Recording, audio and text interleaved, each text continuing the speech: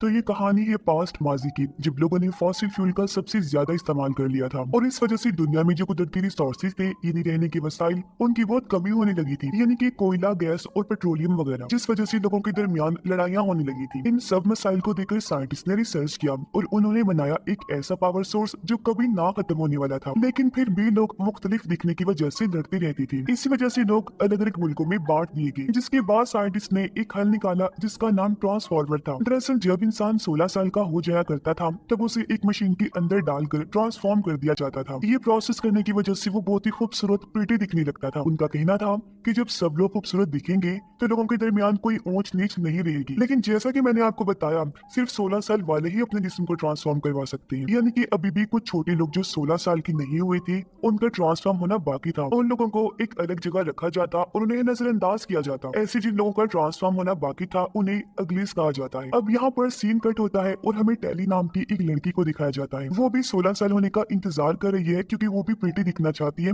और अपने पुराने घर को छोड़कर शहर जाना चाहती है। शहर में इस वक्त वही लोग रह सकते हैं जो ट्रांसफॉर्म हो चुके हैं, यानी कि जो लोग खूबसूरत हैं, प्रिटी हैं। रात के वक्त टेली अपनी दोस्त से मिलने के लिए जाती है। दरअसल ये दोनों रात को मिलती और शहर में लोग क्या कर रहे हैं, कैसे इंजॉय कर रहे हैं, ये सब देखती थी। दोनों को भी शहर के अंदर जाने का बहुत शौक था, इसलिए ये भी 16 साल होने का इंतजार कर रही थी। वैसे इस वक्त टेली को 16 साल होने में 3 महीने बाकी थे, लेकिन उसका दोस्त 16 साल का पूरा हो चुका था, इसीलिए वो अगले दिन ट्रांसफॉर्म के लिए जाने वाला था। टेली उससे कहती है कि ट्रांसफॉर्म होने के बाद मुझे भूल मत जाना। इस पर उसने कहा कि मैं तुम्हारा इंतजार करूंगा। अगली सुबह सब लोग हॉल के अंदर जाकर बैठ जाते हैं क्योंकि आज उन लोगों का ट्रांसफॉर्म होने वाला था। इन सबकी इंचार्ज भी वहाँ आई जो सबको नए शहर की जिंदगी दे रही है। उसके दोस्त को जब चुना गया तो वो ट्रांसफॉर्म होने के लिए चला जाता है, लेकिन उसकी बात डेली का दिल बिल्कुल नहीं लग रहा था। डेली अपने दोस्त को काफी बार मैसेज करती है, लेकिन उसका दोस्त कोई जवाब नहीं देता। तब वो उसे मिलने के लिए बेताब थी, इसलिए वो किसी भी चीज की परवाह किए बगैर शहर के अंदर चली जाती है, जहाँ उसे गलती से एक मास्क मिल गया। जैसे वो मास्क पहनती है वो बहुत ही प्रिटी दिखने लगती है। उसे पहनने के बाद वो शहर के अंदर चली गई और उसे कोई भी पहचान नहीं पाता। वो सीधा अपने दोस्त के पास गई, उससे मिलकर बहुत खुश होती है, लेकिन बात करने पर उसने महसूस किया कि वो पूरी तरह से बदल चुका है। जैसे वो पहली डेली के साथ बर्ताव करता था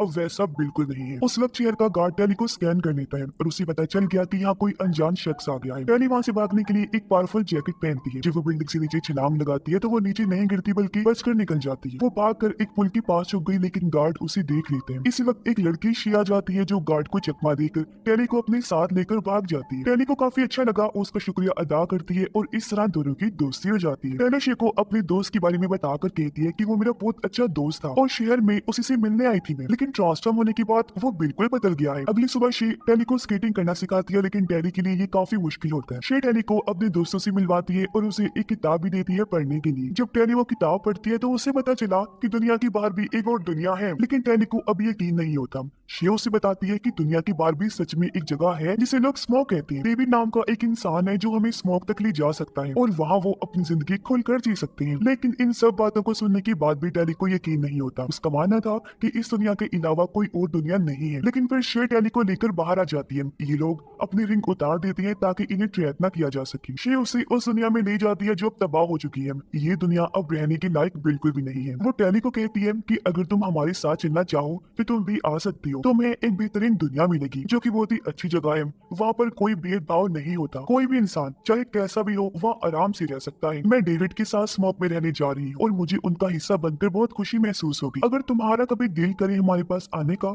तो तुम इस एड्रेस पर आ सकती हो। मैं तुम्हें स्मोक में ही मिलूंगी। ये कहकर वो उसे एक कार्ड देते हुए वहाँ से जाने लगती है। टेली नहीं चाहती थी कि शे वहाँ से चली जाए, लेकिन इन दोनों की रास्ते अलग हो गई थी। टेली को यहाँ रहकर प्रिटी बनना था जबकि शे को अपनी आजादी वाली जिंदगी जीनी थी। इसी वजह से शे वहाँ से चली गई और वो दिन भी आ गया था जब टेली का ट्रांसफॉर्मेशन होने वाला था। एक एक करके सब लोग ट्रांसफॉर्मेशन के लिए अंदर चले गए, लेकिन टेली का नंबर नहीं आया क्योंकि उसे रोक लिया गया था। वहाँ की इंचार्ज टेली से मुलाकात करना चाहती थी। उसने टेली को अपने पास बुलाया और कहा कि शे जो तुम्हारी दोस्त थी हमारे यहाँ से गायब है और मुझे लगता है कि तुम्हें मालूम है कि वो कहाँ गई है। टेली झूठ बोलने की कोशिश करती है, लेकिन मशीन उसे पकड़ लेती है। इंचार्ज कहती है कि जब तक तुम हमें शे के बारे में नहीं बताओगी तुम्हारे ट्रांसफॉर्मेशन में नहीं होने दूंगी। और टेली को दोबारा पुराने घर भेज दिया गया। एक दिन टेली का दोस्त खुद उसे मिलने आया। उसे कहता है कि मैं चाहता हूँ कि हम दोनों मिलकर शहर में एक साथ रहें। ये तभी मुमकिन है जब तुम इंचार्ज को शे के बारे में बता दो। तुम्हें बस इंचार्ज की बात माननी है, फिर तुम भी शहर में आ सकती हो। टेली मान जाती है और इंचार्ज को सच बताने के लिए तैयार हो जाती है। अब इंचार्ज खुद टेली को सच बताती है कि बाहर एक आदमी डेविड है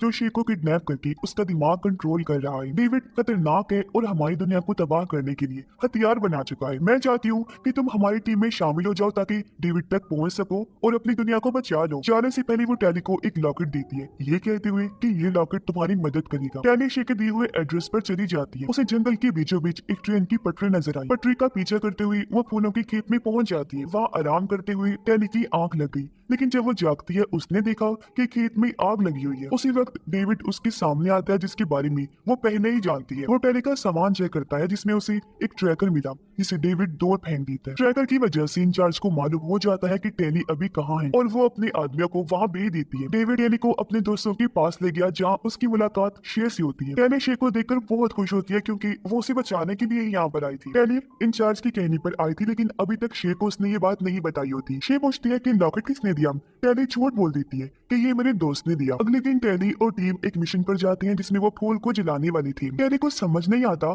कि वो क्यों फूलों को जला रही है जबकि वो पावर सोर्स का काम करते हैं। डेविड बताता है कि इंचार्ज ने तुमसे झूठ बोला, ये फूल आसपास के खेतों को बंजर बना रहे हैं इसीलिए हम इन्हें खत्म कर रहे हैं। डेविड और टीम फूलों को जला रहे होते हैं जबकि इंचार्ज की आदमी वहाँ आ जाती है। शे गलती से हेलीकॉप्टर से नीचे गिर जाती है। टैली अपनी जान पर खेलकर शे को बचा लेती है। इंचार्ज का एक सोल्जर इन लोगों को पकड़ने वाला था लेकिन ये लोग हेलीकॉप्टर में वापस आ जाते हैं। अब सबको लगता है कि ये सब टैली की वजह से हुआ है, लेकिन जब सबको ये भी पता चला कि टैली ने शे की जान बचाई, वो भी अपनी जान को जोखिम में डालकर, तो वो लोग टैली पर भरोसा करने लगते हैं। अब सब लोग टैली को अपनी टीम में शामिल कर लेते हैं और उसे स्मोक ले जाते हैं। वहाँ टैली पहली बार तरक्की याफ्ता दुनिया देखती है। वहाँ बहुत से लोग अपनी मर्जी के मालिक थे, उन्हें सिर्फ काम करना होता था ताकि उन्हें खाना और पानी मिल सके। टैली को वहाँ काफी दिन हो गए थे। फिर एक दिन शे उससे पूछती है कि क्या तुम यहाँ रहना चाहती हो या फिर वापस जाना चाहती हो। टैली चुप रहती है, मतलब वो अभी भी यहाँ से जाना चाहती थी या फिर कंफ्यूज थी क्योंकि उसे अभी तक नहीं पता था कि कौन सच्चा है और कौन झूठा। दरअसल इंचार्ज ने बताया था कि डेविड बहुत ही खतरनाक इंसान है और उसके पास हथियार है, लेकिन अब यहाँ पर आने के बाद टैली को पता चला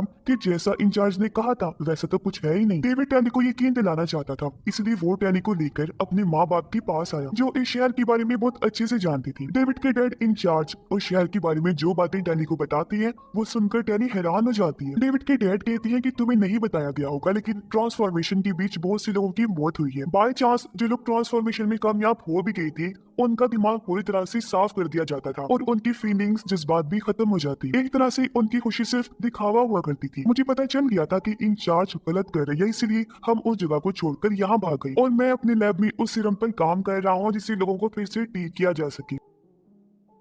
इंचार्ज ने अपने लैब में एक नैनो सीरम रखा है, अगर वो हम हासिल कर लेते हैं तो मैं अपनी दवा को बना सकता हूँ और इसका एक्सपेरिमेंट तजुर्बा भी कर सकता हूँ। अब इन सब बातों को सुनकर टैली को यकीन हो जाता है। वो इंचार्ज के दिए हुए लॉकेट को आग में फेंकती है और अब वो डेविड और उसकी फैमिली के साथ यही रहने के लिए तैयार हो जाती है। आग की वजह से वो लॉकेट जलकर राख हो गया जिससे इंचार्ज को एक सिग्नल मिल जाता है। दरअसल ये एक इशारा था जो कि लॉकेट के जलने से इंचार्ज को मिला। इशारा मिलते ही वो अपने लोगों के साथ इस गाँव में आ जाती है। डेविड के डर से पूछा गया कि डेविड कहाँ है, लेकिन वो कोई जवाब नहीं देती। जवाब न देने की वजह से टैली का दोस्त डेविड के डैड को जान से मार देता है। ये देख उसे गुस्सा आ गया, इसलिए टैली इंचार्ज के सामने आकर चीख मारकर कहती है कि तुमने कहा था कि तुम किसी की जान नहीं लोगी। ये सुनकर सब लोगों को यकीन हो जाता है कि टैली इंचार्ज के साथ मिली हुई थी और सिर्फ उसकी वजह से इंचार्ज अपने लोगों के साथ यहाँ तक पहुँच पाई। इंचार्ज गाँव के सब लोगों को बंदी बनाकर उन्हें अपने साथ ले जाने लगती है। इस दौरान टैली को मौका मिलता है और वो भागकर एक तेज धमाका कर देती है जिस वजह से डेविड को भी भागने का मौका मिल जाता है। अब डेविड के जितने भी लोग थे इंचार्ज उन्हें उठाकर अपने साथ ले जाती है। जब टैली डेविड के पास आई डेविड उस पर बहुत गुस्सा होता है, लेकिन टैली बताती है कि जो भी हुआ वो अनजाने में हुआ, मैं ऐसा कुछ भी नहीं चाहती थी, मैं तो अब खुद इस गांव में रहने के लिए तैयार हो गई थी, मैं अब भी तुम्हारे साथ हूँ और तुम्हारे लोगों को बचाने के लिए तैयार हूँ। टैली अब डेविड को लेकर शहर के अंदर चली जाती है। वो पहले भी शहर में आ चुकी थी इसीलिए उसे रास्ते का अच्छे से पता था। अंदर जाने के बाद टैली और डेविड सब लोगों को आजाद करवाते और उन्हें बाहर ले जाते हैं, लेकिन जब टैली की नजर शे पर पड़ती है तो उसे पता चलता है कि शे को ट्रांसफॉर्म कर दिया गया है। शे पूरी तरह से बदल चुकी है और उसे अब इस नए रूप में बहुत अच्छा लग रहा था। इसी वक्त यहाँ इंचार्ज आ गई और उन तीनों को उठाकर मशीन के अंदर डाल देती है क्योंकि वो भी इन लोगों का ट्रांसफॉर्मेशन करना चाहती थी। जैसे मशीन स्टार्ट हुई उसी वक्त हेलीकॉप्टर से डेविड का दोस्त आ जाता है जो कि गोलीबारी करने लगा। फायरिंग की वजह से आग लग गई और मशीन क्रैश हो जाता है। मशीन बंद होने की वजह से इन सब लोगों की जान बच जाती है। इस दौरान डेविड की माँ मौका देकर नैनो सीरम को चलाती है। जैसे ये लोग भागकर बाहर आते हैं, उनके सामने टेली का दोस्त आ गया। उसकी लड़ाई डेविड के साथ होने लगती है और वो डेविड को बहुत मारने लगता है। डेविड को बचाने के लिए टेली बीच में आ जाती है। वो अपनी दोस्त को धक्का दे देती है, इस वजह से वो नीचे गिरकर तबाह हो जाता है। अब इन लोगों को मौका मिलता है और सब लोग शहर को छोड़कर दूर चली जाती है। यहाँ आने के बाद डेविड की माँ कहती है कि अब भी हमारे पास वक्त है, मेरे पास दोनों सीरम है और इसकी मदद से मैं दवा बना सकती हूँ। लेकिन बात ये है कि हम इस दवा का एक्सपेरिमेंट किस पर करेंगे। टेली कहती है कि हम इसका एक्सपेरिमेंट शे पर कर सकते हैं, लेकिन शे तैयार नहीं होती क्योंकि अब वो प्रीटी बन चुकी थी और वैसे ही रहना चाहती थी। जिस पर टेली कहती है कि ठीक है, कोई बात नहीं, मैं इस एक्सपेरिमेंट को पूरा करने में आपकी मदद करूंगी। मैं प्रीटी बनने के बाद इस दवा का इस्तेमाल करूंगी और अगर मैं वापिस से ठीक हो गई तो हम सबको ठीक कर सकते हैं। कुछ टाइम बाद यहाँ इंचार्ज आती है जो टेली को पकड़कर अपने साथ ले जाती है और उसे प्रीटी बना देती है ट्रांसफॉर्मेशन के जरिए। अब टेली प्रीटी तो बन गई थी, पर अब उसे खुद पर सीरम एक्सपेरिमेंट करवाना था, जिसके बाद वो बाकी प्रीटी बने लोगों को वापिस असली हालत में ले आएंगे। अब टेली